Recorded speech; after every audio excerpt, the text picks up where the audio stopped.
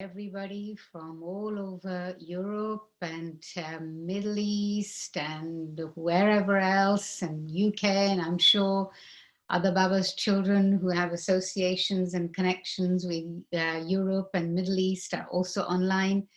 And this is a wonderful opportunity. So, Jayanti Ben, thank you so much for making this time, because I know that you're up to your eyes and it's amazing that you happen to be in Madhuban and you are representing Dadi not just on behalf of all of us from abroad, but also it seems that you're representing Dadi from India itself, because you're talking to the Indian media, Indian social media, and you're talking to the Western media, and I don't know who you're not talking to. And I know that it's been so much for you in so many different ways. So thank you so much for taking time. And I think that I speak on behalf of everybody that's here, that we really appreciate you giving time. But I think what's also very precious is at this time, this is what my sense is, that we're all kind of from all over the world and all different parts of the world, we're coming together in a subtle way when we create this opportunity to kind of connect and just, in previously we wouldn't have thought that it was necessary or important or anything, but somehow it feels very significant to get together like this. And I feel at the moment, there's 192 people participating in this. And I feel like I'm connected to everyone there. So on behalf of everybody, a big thank you to Jayanti Ben for giving time and being available. And also to all the participants, thank you for joining too. So really, my idea about this when I was asked to facilitate or kind of just bring it, be the thread, if you like, was just to share love, gentlemen, from you to us and from us to you. And I think for me, it's important that you also feel that all of us are here behind you, supporting you and with you. And I'm sure everybody's is okay when I say that I'd like to think that I'm speaking on behalf of everyone. So really, well, please share whatever. Please say something. Okay. It's really lovely to connect with you, Manda and Heli, but also to connect with Others all are here the. too, but you can't see them from. Okay. So, and all the others who are out there, I know, as you said, from so many different parts of the world. And yes, I feel definitely connected very much with Baba's children, UK, Europe, Middle East, and the world. But I know that there are some places that have had a huge amount of sustenance from Dadi. And I think there's a even greater appreciation today of all the profound things that she shared, the blessings that she gave us, the unlimited sustenance that she gave us. People would come knocking at her door at 3 o'clock in the afternoon, and she'd say, come, come, come. Her carers would say, wait, wait, wait. And even I remember before, after Amrit Vela, sometimes people would be wanting to leave. And she'd say, no, no, no, come, come, come, come. And she'd give them extra blessings and fruits and tolis. Again, just making herself available all the time, not concerned about her health, her body, her timetable, just giving, giving, giving. So we've been very fortunate beneficiaries of all of that. So this is why I think we're all connected in a very deep way, filled with a lot of love for Dadi, for Baba, for each other. And knowing that going forward, it has to be together. It can't be one individual, it can't be one country, or even one region. We all will move forward together and reveal Baba together. And I think that that power of unity is what's going to reveal Baba. I know that for sure, that there is only one way to reveal Baba, and that is all of us coming together and the finger pointing upwards. Gentlemen, can I Actually, just stop you for a moment? One is that there are lots more listening on webcast because they didn't want to clog up the Zoom facility. But also, there's a request that if you could adjust your screen so we can see all of your face. Right, that's it. Because at the moment your chin was cutting off. Um, that's it. Yeah, we want to be able to see more of you. okay, is that okay? Yeah, that's much better. It could be a little bit more even. Yeah, you Okay. don't need to be so close, but you can. We want to see your hands moving. Like we do with our hands. Okay, is that all right? Yeah, a little bit Okay. further would be good. A little bit further if you sat back, then we'd see more of you. A little bit lower, the screen. You, Uh, that I think might be more difficult, but okay. All right. yeah. Fine. Okay. All right. Okay, so I'm aware that I was going to share a story with Avyat Bapdada. This would have been 1984. It was a year that Madam Sadat came to Madhuban, and I had an opportunity to then visit Egypt immediately after Madhuban because she wanted to continue the course that she had started in Madhuban. So I was there in Egypt with her in her home for a few days, about a week, in fact. And then easiest was to come back to India. And of course, in those days, we'd come back to Madhuban. And every time we were in Madhuban, we'd run to Baba to say hello to Baba. And Baba would meet with us. And it would be first just a hello, then a private meeting, many, many opportunities. I'll remember that So so well. many of us have had that amazing fortune. So um, what then happened was that um, Baba spoke to me, and Baba then said, um, when people from every corner point their finger upwards, and all of them say, "This is the one," that will be Baba's revelation.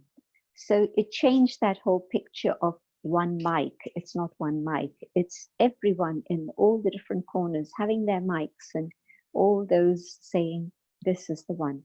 Because, of course, Baba is the benefactor of all. And like Daddy Gulzar used to remind us, the title World Benefactor happened only when service abroad started. Until then, Baba was Bharat Benefactor, not Vishwa Kalyankari, but Bharat Kalyankari. So that image of everybody pointing their finger upwards, it's a very beautiful image, and it just shows how togetherness is so important. So whether it's togetherness in a little center or togetherness in a big center or in a region or across the world. Mm. And this really is one of Baba's specialities, that Baba has found jewels from all over the world and put them together. You know, there's a song that says, chun chun karke ek mala banai. You found the pearls in every corner and you selected them and you put them together in one garland. And so I feel that this is really what's happening at the present moment. Um, Daddy's ascension, I think, has brought us all closer together. I think that that's also a fact. But also, I think that lockdown time, who could have predicted even some weeks ago at the beginning of March or even March the 10th, we had no idea that everything was just going to come to a standstill I would everywhere. have stayed in India if I'd known. I just left.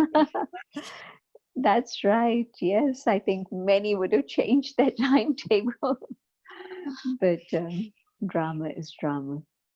And so, yes, Dadi flew away at a time when nobody could come. But I think, again, media, um, internet connected us very beautifully, so that I think you probably all got a better view of everything that was going on rather than actually trying to rush from one place to another place and so on and so on. Mm.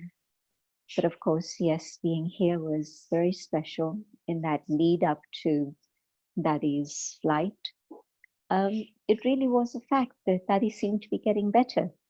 And I would not have said that Daddy is going, but it again happened according to drama that she flew. And I think that it's important that we let her go with love, because the chariot wasn't really able to support her very much. You know, one of our little things goes wrong, we have pain in the tooth and we scream, and it puts us out of action and we're not able to smile. And that little fragile body, it was very, very fragile by the end. And she had stopped speaking, as you know, for about a month earlier, well, longer than a month. From the time I came to India, 5th of February, Daddy wasn't speaking. She was in silence. And maybe she'd say a few words here and there, but mostly it was in silence. And so Daddy was already in another space, in another dimension. Sometimes she would be lying there with her eyes open, but again, you would feel that she's not quite here, she's somewhere else. And we would tease her sometimes and say, Daddy, where did you go to do service? Where did Baba take you? And she was understanding. So it's not that she was out of touch, she was understanding that this is what was happening. So then lockdown and a chance for us to reflect, have meditation and more time.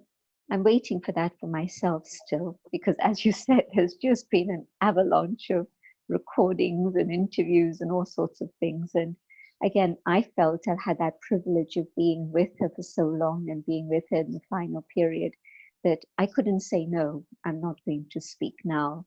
I just had to get myself together immediately. Yeah, but Even then many of us felt that we wanted to be with you. We saw you at the funeral. It was like very few people wish we were there behind you and by you as well. yeah, sure. It was a very lonely time, but what to do? It is as it is. Yeah. But I had to get myself together even that same day, because upstairs in Gyansrovar and Pandav Bhavan, they'd asked me to speak and I couldn't speak. And then by the time it was actually, the pyre was burning, but they were still having interviews and everything. So the police were very cooperative, very supportive, because we actually shouldn't have been able to come down the mountain at all. We should have had to stay up and do the funeral there. But everybody's thought was that Daddy, everything should happen downstairs. So that was happening. So they were very cooperative in a way, but they wanted to do everything fast, because it was like, how many police? 100 police were on duty, maybe more. I didn't count, but the numbers were huge just for this one gathering, just to monitor and be clear and everything. So the subdivisional magistrate, the SDM, he was very helpful. And he spoke beautifully for Daddy also. He'd met Daddy, of course, and he spoke about her three mantras and Om Shanti, Om Shanti, Om Shanti, and what they meant. And his interpretation was spot on. He was absolutely accurate in what he was sharing. So what happened was they wanted everything to happen as quickly as possible. So the fire got going, and then they were doing the interviews, and I shared what I was feeling for some days prior to that day, and that is that Daddy's an angel, and Daddy's now flown up above to do more service. And I have to say, I've had evidence of some situations where I feel that Baba's children have been touched by Baba Dadi, and they've made a shift, a big shift. And then in terms of service, a situation in Bharat and a situation abroad, where again I feel that it was Dadi's influence that made things happen the way that they did. So Dadi's busy, So but she Jen, didn't like the word busy. she didn't. So tell us, how does that work? How do you think that works in terms of, so that we don't sound like buggarts, but I understand what you're saying, but how does it work that we can say that okay, this is Dadi's influence. I remember when Dadi Kumarka left the body, Baba said that she's going to serve the scientists. And my sense is that she's doing it because there are so many scientists now talking about spiritual things in amazing ways.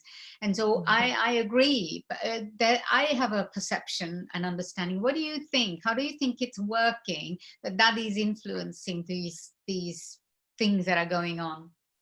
Um, you must have had experiences where you go to sleep in one state of consciousness, but when you awaken, it's a different state. And so you didn't do any work in that period of sleep, but whether it was Baba or one of the angels, they touched something within you so that without much effort on your part, you were able to see things differently. And so that's in terms of Brahmins. And so I think this is part of what the Advanced Party and Dadi Janki are doing. And Dadi, because she's so much more in touch with every single Brahmin across the world, the oldies who were there in February for the NCCC, I know that each and every one of them has had personal sustenance from Dadi. But even the newer ones, because when she'd meet a group, she met every group from every country, absolutely no division there, everyone. And she would then pick on some souls and give them special blessings and special attention. And so they know who they are, and they felt very deeply connected with Dadi again. So I see how that has been working with Brahmins in the physical dimension, but also now from up above. And with Lokik people, again, here's a person, and this is the story I want to share. This one individual in India who's been connected with Brahmins abroad, actually. And he was always interested to come, but somehow locked down, and there's space in his life, and that is touching. And he reaches out, and we make connections. And he's already taken the course. He's already brought some of his, and he's able to come to the center because his friend is the inspector general in that area in Mumbai. So he can cross all the lockdown areas. And that police guy has come to Baba's house, and he's got a big steel works, and he's saying, I want to do as much service as I can. And so Then how they're going to... Sorry, one request from the participants. Can we both probably speak a little slower because there's translation going on? Yeah, sure. So I see how Dadi's hand is there in that, definitely. All the connections, so with somehow with people in London and so on. And another person, some of you know this person, not personally, but you've heard of him, Jem Bendel from Deep Adaptation. Well, I had an interview with him a few days ago, and it was amazing. It was totally spiritual. Now, he's a social scientist, he's a researcher, he's a professor, and he doesn't believe in God. He was born into Catholicism, but now says, I'm a sort of Buddhist. And so God is not really on his radar. But the questions he was asking me were about the source, about the supreme, about spirituality, how meditation works. That whole interview for about an hour with him, and then questions that he was handling, it was just a spiritual conversation. So I met him about 9-10 months ago, and he wasn't like that. He was quite sharp. He was very warm and friendly, but also his questions were quite sharp. I saw the interview. Yeah, and you have to agree, he was just totally soft and very lovely, very sweet. Yeah. Somebody here is also saying it was a brilliant interview. Okay. There are 600 also part of this meeting on the webcast, just for your information and for everybody else's information. So everybody's very happy to be together and share your love for us and us for you too. Thank you. Yeah. Thank you. And so That I think that used to do that. Yes, I know. Yeah. It was also her exercise. You know, Hansa used to make her do some exercises. This is about a year ago, not since. But it was put out your hands, put on your hands, hug yourself, hug everyone. So it was doing two things together, expressing the love, but also Yeah. making Daddy move. I had a dream the other day. I mean, to be quite honest, I still don't feel that. I mean, when I look at Daddy's picture, I can't think that she's not there anymore. But anyway, day before yesterday, I had a dream, and in this dream, I don't have dreams, or maybe I do, but I never remember them. This particular one I remember, and she's giving me this amazing drishti like she used to. That's good. That's good, gentlemen. Your face now. Okay. All of you. Okay. And then she whispered. She whispered in my ear, and she said to me, "Call this person." I won't say who it was, but I wrote to him.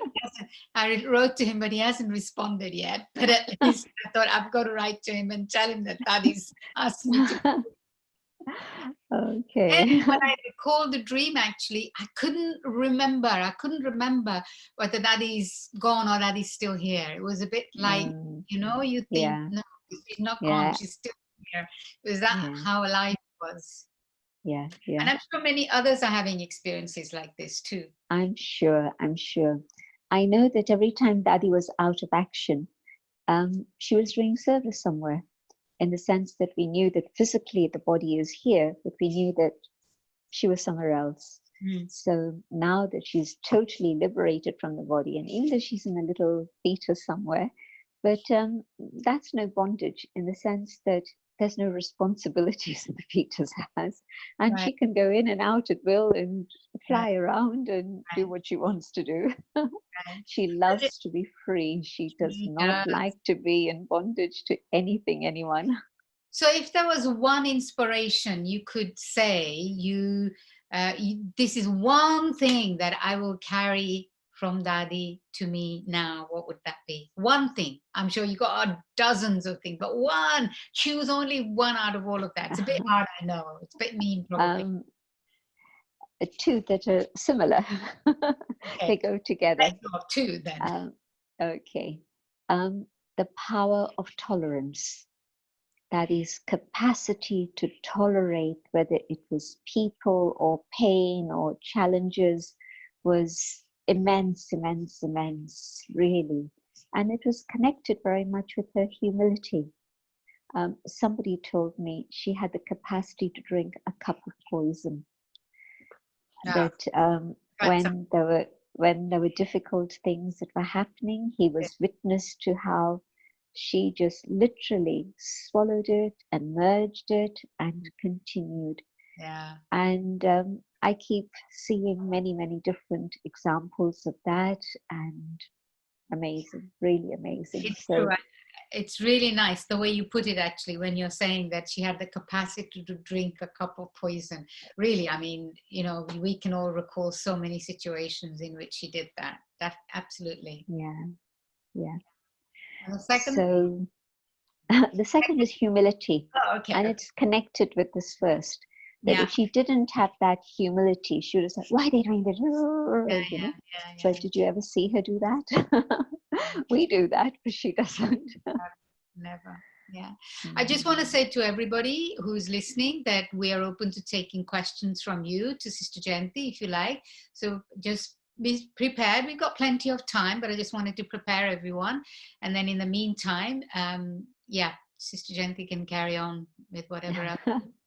I mean, maybe you can share with us your inspiration and your hope for all of us now collectively. How do Mm. you see? I mean, this lockdown, and there's, we have, as you know, the house where we are is in a corner. There's not a single car going by. You don't hear anything. And, actually, although like you, not as much as you, but probably, but there's always, where some of us are still busy doing what needs to be done. Not busy, occupied, as Daddy would say.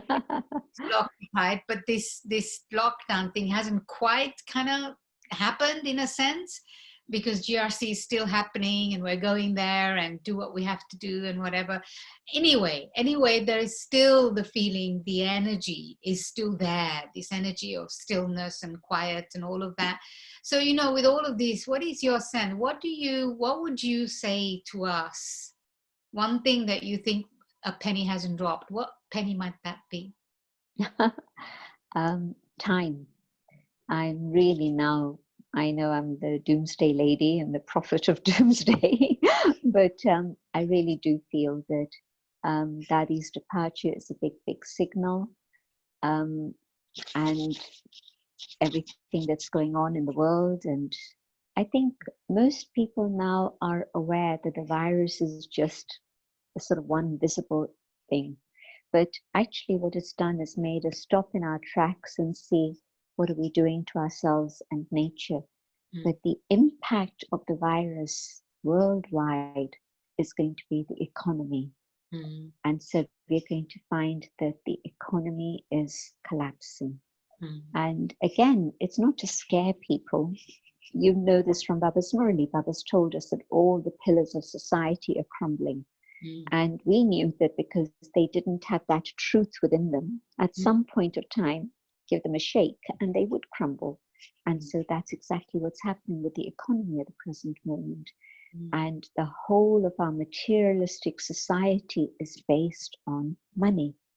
And so if the economy is crumbling, what is that telling me about time and how much time we now have left? And then, sorry, go on. And so I think that wherever it is, we were thinking that, Baba's been telling wolf is coming, and hasn't yet come. So there's plenty of time still. I really don't see that as so. And I also feel that the present corona story is a rehearsal. The bug will go, whether it's a few months or many months, whatever it is, but it'll go. But what will it have left behind? It will have left behind people aware of their connection with themselves and nature. That's Loki people. Or lack of it. Yeah, that's right. And for Brahmins, it would have again given us an opportunity to see what it is we're missing within ourselves. There was a very lovely slogan that Baba came up with a few days ago, maybe it was last week. And that was, whatever weaknesses you have, just merge those weaknesses into the fire of love and maintain your own highest stage filled with that pure love. And so I think that that's what we should be now thinking about, really finishing all the weaknesses. And it's the weaknesses within me that rub up and cause the friction with another Brahmin, because they've also got weaknesses. But it's when our weaknesses rub together that then there's that friction. Do you think right now what's happening, even simple things like going shopping and all of that has become such a big task, and for us to simplify the way in which the practice, because I don't think our eating habits and all of that has been so simple, especially in the West, probably more than anything else. But now it seems like we are going to have to simplify even the way in which we live and the way in which we eat. Everything is always in abundance, and I have to say I'm still a little bit hesitant to say something, but everything we might have to do that, not because it's shopping that takes time, but actually it's expensive to even especially when now we have to look after everything. We have to be mindful of all of that, and it's an opportunity to practice the renunciation we talk about and all of that. There's a couple of comments that are coming in here. If I could just mention them. Well, one says, maybe it's relevant, but in that sense, but can you explain the mechanism? I'll read a couple and then you see how you want to take it up. Can you explain the mechanism between remembrance and sin? Do you mean that now Dadi leaves, it is time for us in Western countries to be less shy when we speak about God, just to tell the world that even in collapsing times, we are not alone and we are loved? Very good. There's more, a couple more after. Okay.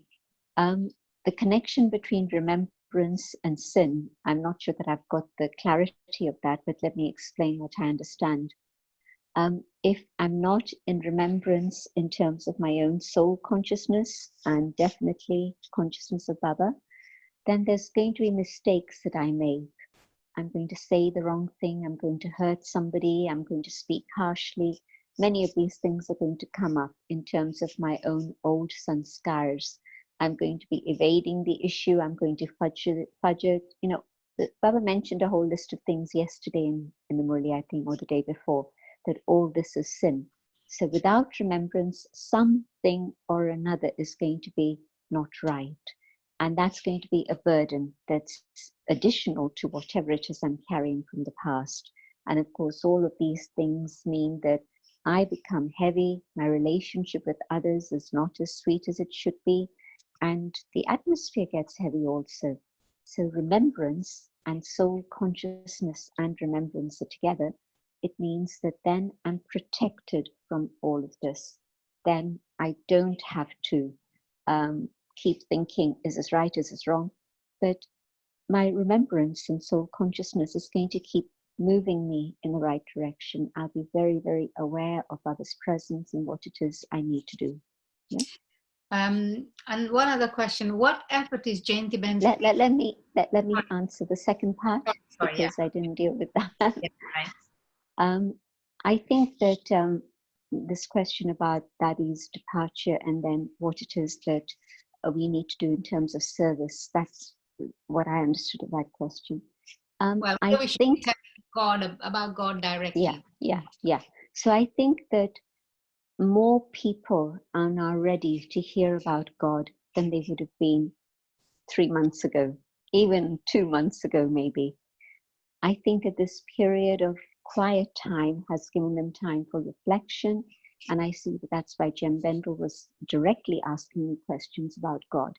I wouldn't have expected that, because especially since he's not necessarily a believer.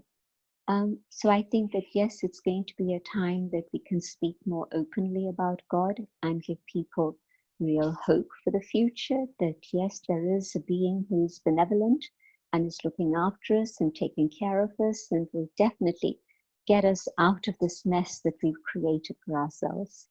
So I think that that's true. Okay, so another question is, what effort is Jayanti Behn paying attention to within herself at the present time? Seeing that she is greatly occupied with service and meetings, what inner work is she paying attention, feels is most important to her? Would be appreciated to see what she is paying attention to.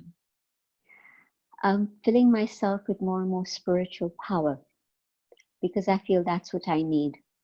And whatever it is I've done in the past, yes, that's helped me come this far. But I also feel that I was given a lot of support by Baba and Daddy in a big way. But now I feel that at this moment and going forward, it has to be my spiritual power that has to develop, so that that power then reflects in many different ways. You know, if I've got that inner power, then I can be more tolerant. If I have that inner power, my decision making can be more precise and accurate. If I have that inner power, it'll be easier to flex with others and adjust and so on. What do you mean by, I mean, I can see you're saying tolerance and all of that, but you're separating that from inner power. So what is that inner power you're talking about? Yeah, I'm saying that it's part of that inner power, not separating it in that sense, but power covers all of this. Of it, yeah. Yeah, and so this is one strand of it. And what I'm doing is actually very consciously thinking of Shiv Baba as the source of all might, all power, and taking that within myself. So whereas before maybe I'd be taking in a lot of love, I'd be taking in other purity or whatever else, but now I'm very focused on taking power from Baba, because I think that's what's going to help me go through whatever comes in the future. Okay, so how can you ask Sister Jayanti how she sees the economic collapse will pan out connected to the Murli teachings? I see that people are unemployed. A lot of people are not going to find the jobs that they used to do before. Savings have taken a dive, probably. I don't know further the whole economic story. And there are experts who can tell us more about this. And there's a lot of people on YouTube talking about the collapse of the economy and in very graphic terms and so on. Different aspects, but it's out there. People are very aware. Um, and what you spoke about earlier, I think, is going to impact us in a big way. We're going to have to simplify. We cannot just continue to ignore and just say, okay, we're fine, never mind the rest of the world. But I think we have to trim down whatever it is we're doing, whether it's our travel, whether it's our food, whether it's anything. So actually, that reminds me of something. You recently sent out a message to the Brahmin family in the UK. Actually, you didn't. I don't think it went to Europe about Baba's box and all of that. Can you talk about that a little bit in connection to the centers? How do you think? How do you think that we can understand that a little bit more? I mean, just to give a background, recently Sister Jayanti sent out a little notice here in the UK.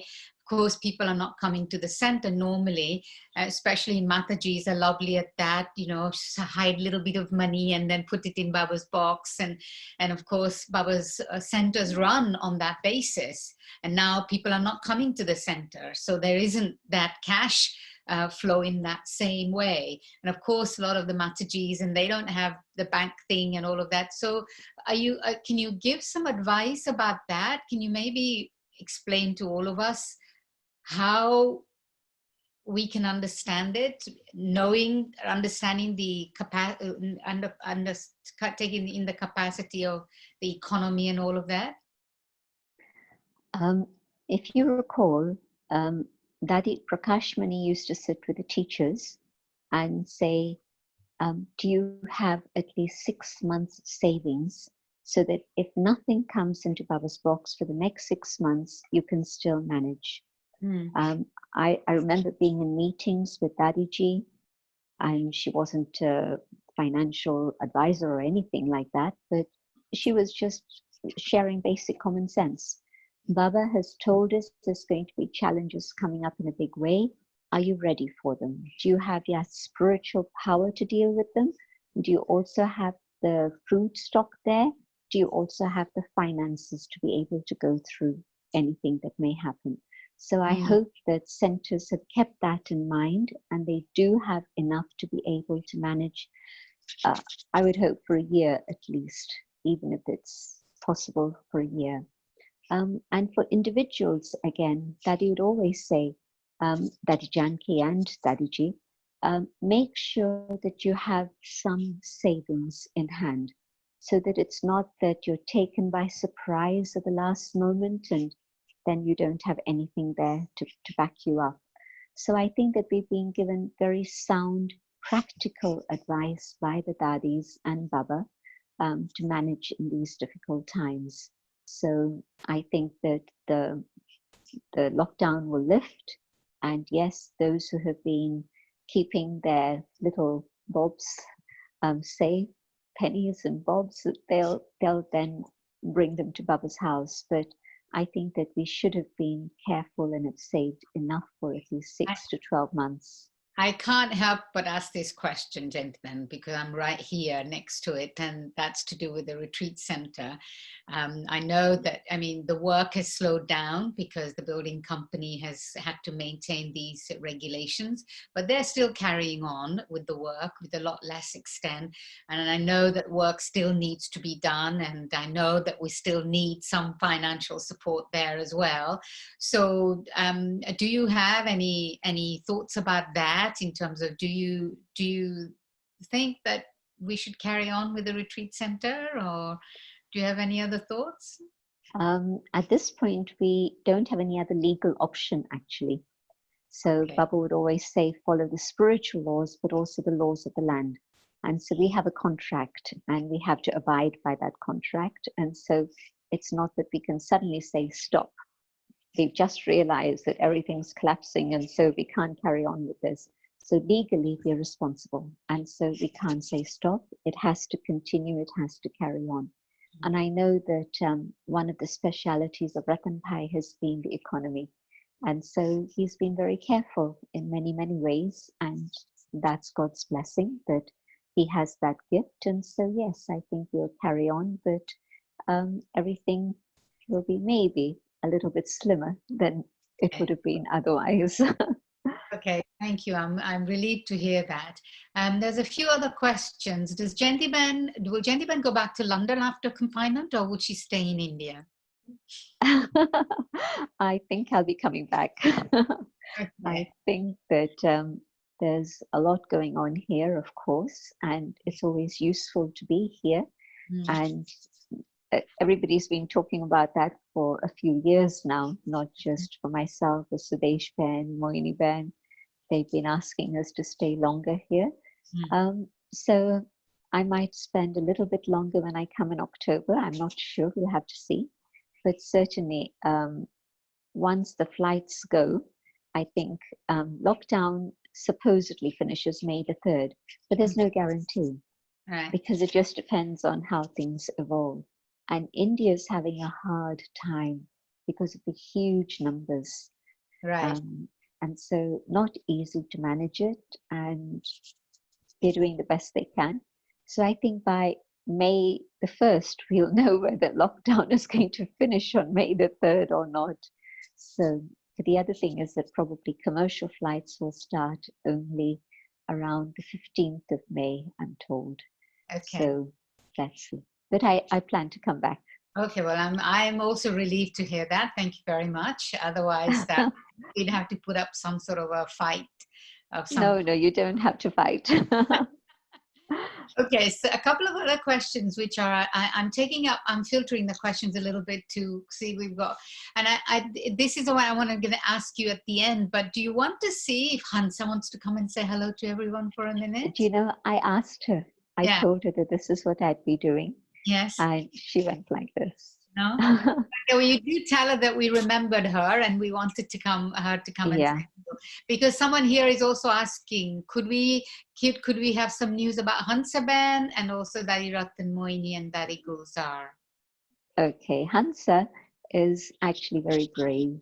I mean, living with Daddy day and night for now many, many years. Can you imagine how challenging that is for her? But she's been getting on with things. I realized the beauty of bhakti rituals in the sense that, you know, in India they say 13 days of prayer immediately after departure. And I always thought, yes, you know, sure, it's to create a good atmosphere for the departed spirit, for the family and everything. And I saw it literally happen like that. We were so occupied with preparation of the bhog, the evening meditation, that our full day passed just like this.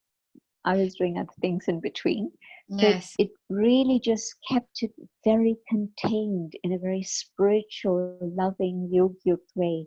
Mm. And I mean, social distancing meant not everybody could come, even though so many wanted to be here in Shakti Bhavan.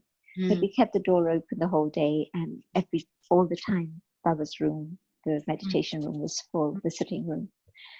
And after the 13th day, as drama would have it, the police came down on our heads and said, "You're not observing social distance." Right. So we said, okay, we've had a good experience with the 13 days.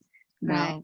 Now, okay, let's make things a bit quieter. Well, that's good because somebody has asked that question. Could you share your experience of 13, 14 days Bhog messages and seen on the last day with Rukmani Ben in Shakti Bhavan? Or what did Dadi write on a piece of paper when she came into Rukmani Ben's body? Do you have a sense of what the task is Baba mentioned that he's doing to do now? Thank you. So I think it's good you clarify that because people think that Dadi came in Rukmani Ben's body, which I don't think is the case, but you clarify. I haven't asked Rukmani Ben outright, and I don't know who to ask. But in Shakti Bhavan, one day, I think probably the last day, she was giving flowers and fruits to everyone. Yeah. And then on the day of the big bhog in Dadiji's meeting hall, there again, but it was just flowers at that time. And I'm sorry if it's going to be a very mundane letdown for everyone, but because everybody was curious, what was all that? What was the writing? And I went straight to Behn and I said, Behn, what was the writing? Because she was handed that note and she read it. And she said very casually, it said, call all the Madhuban seniors to come and get flowers. So it felt a bit of a letdown. I thought there would be some profound secret that was being communicated, but it was very practical because first it was Daddy's team and Daddy Ratan Moini and others were getting the flowers. And then people were sort of hesitant. They didn't know whether to come or not come. That's what I picked up. And so this then gave them permission. Behn then just announced, can the seniors come up? And then there was a big long line So and there were who was lots of giving the flowers. flowers? What was all that about? That's the point. She was in some sort of an altered state at that time when she was giving flowers. So who was it? What was going on? I would say that it was Rukmani Behn in her own highest state. I personally did not get that feeling that this is Daddy. And maybe I'm blocked and I didn't feel anything, but I just felt it was a higher awareness in which she was in, and she was giving it to us with that sweetness and that love. So, Okay, that's good because I've seen her do that before when Murli yeah, Dada left the body and that's right. she did the same thing. So my Yeah, sense is that she's in that altered state of consciousness in subtle regions with Baba, and from yeah, that state she's doing that. So yeah, however you describe that, that's yeah, my sense of that. yeah, Okay, yeah. we've still got just a few minutes left now. Baba said in the last revised Murli that we cannot go back home until we have liberated souls. Once you said in a class, you that is, said in a class that souls will not go back with a vibration of fear, with a vibration, but with a vibration of liberation. How do we liberate souls? What's the impact of the actual unified Bhakti program in this perspective? I think it's a great initiative, and we're coming to that moment when we will be sitting together in that unified thought. So that's perfect timing. I think that that's creating an awareness of spirituality across the world, or the need for spirituality. Many people are turning to meditation than ever before. The feedback I'm getting from most countries and most places is that service has quadrupled. It's multiplied everywhere. And so I'm seeing that the unified bhakti is part of that whole story of sending out vibrations so that people come to a higher awareness and a higher consciousness. And yes, I think that there's going to come a moment when people recognize that this world in its condition as it is cannot go on anymore. And they'll be willing to let go. And all souls have a memory of Paramdham, of their home, a world of light. They might not love God, but they have that memory of the home because they've been there, they know it. And so I remember last year or 2 years ago, I began thinking about this a lot, that it would be very valuable to actually send out messages in our meditations about going home and let people feel what that home is. And so I think that yes, they'll be very grateful to God for liberation, and they'll feel the sweetness of the home reaching out to them, calling them. Okay, so a couple more minutes. I hope that the tech support team will put the unified Yoga Bhakti online for us. Otherwise, I was going to look for it on my phone, but I think if they can do that, then we can all join together. Is that okay with you, gentlemen? Yes, I suppose so. 15 But minutes. So we yeah. finish at 12:30 and we go to 12:45 and do the unified Yeah, Yoga Bhakti with you. yeah, sure. Couple of questions. Hello, Jayanti. What special hope does Baba and Daddy have for us in the future, in the middle of this crisis of coronavirus? I want to fulfill this hope. Thank you so much. Well, if you want to fulfill Baba's hopes, Baba will give you the power and show you the way to fulfill them. I'm sure Baba fulfills all our pure desires and hopes. Okay. And looking at it in a very big way, I think that Daddy always wanted us to have a lot of unity together. You Mm. remember she kept showing this again and again and again. Um, After some years, she didn't even have to tell us, this is what I mean. She would just put up her hand and we would know what she means. So I think that Dadi's hope for us was the unity, and Baba's hopes for us so that we attain our Sattva stage and become angels very quickly. Okay, I want to do two last questions because they're both interesting. Before in the Murli, Baba spoke about being able to take the last plane to reach Madhuban. Now we could observe the other way around, so that we leave Madhuban within a short time. Could Sister Jayanti explain a little bit of this? I think this has been a sensitive issue, so maybe you throw some light on it would be a good thing. Uh-huh.